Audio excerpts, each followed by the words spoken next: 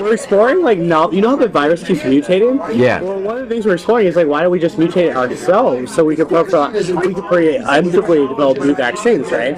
So we have to do that. If we're going to do that, though, there's a risk of like, as you could imagine, no one wants to be having a pharma company mutating viruses. Yeah. So we're like, do we want to do this?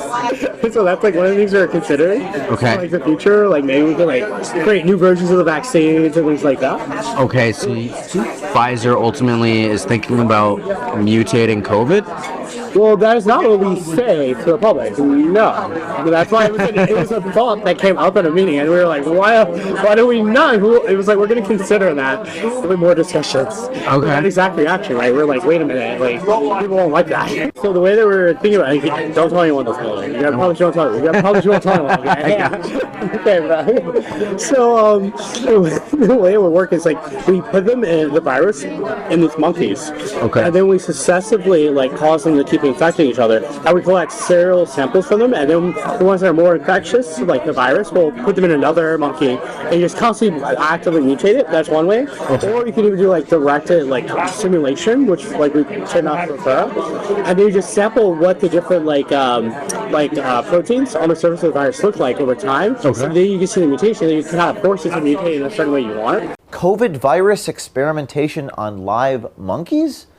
This is unethical, to say the least, and Walker describes those experiments as if they are ongoing and not simply a hypothetical discussion. So, I mean, when is Pfizer going to implement the mutation of all these viruses? I don't know. It depends on how the experiments work out, because this is just like something that's fine, right? It sounds like gain of function to me. I don't know. It's a little bit different. I think it's different. It's like it's definitely not gain of function. It sounds like it is. I mean, it's okay. No, directed evolution is very different. Direct evolution? Directed evolution. Directed evolution, okay.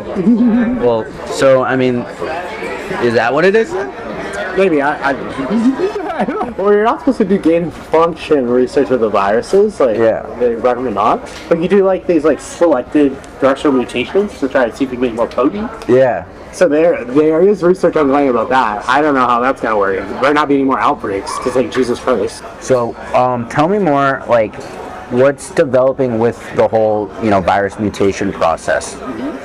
Well, they're still kind of conducting the experiments on it, but it seems like from what I've heard they're kind of optimizing it, but they're going slow because everyone's very cautious. Like right. Obviously don't want to kind of accelerate it too much. Yeah. But I think they're also just trying to do it as an exploratory thing because you obviously don't want to advertise that you're trying to figure out future mutations. Wait, so did the whole virus mutation thing like come from your executive, Sarah? No, that came from like we have like chief scientific officers in like the other division.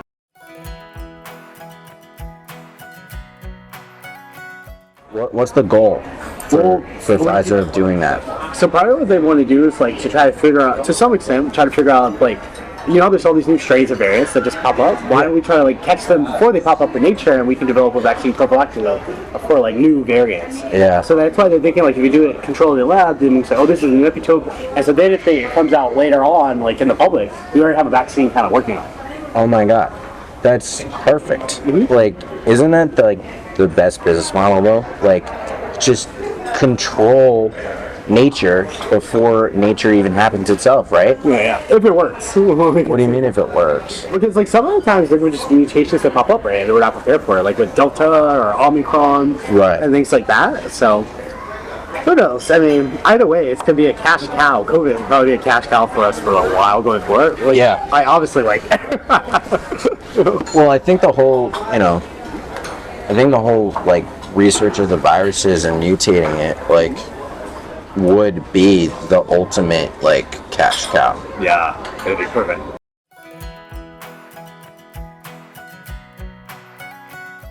Okay. But you have to be like very controlled to make sure that this virus that you mutate doesn't create something that like goes everywhere. Something crazy. Is the way that the virus started and moving on. To be honest, like it makes no sense if this virus popped out of nowhere. Like yeah, I know.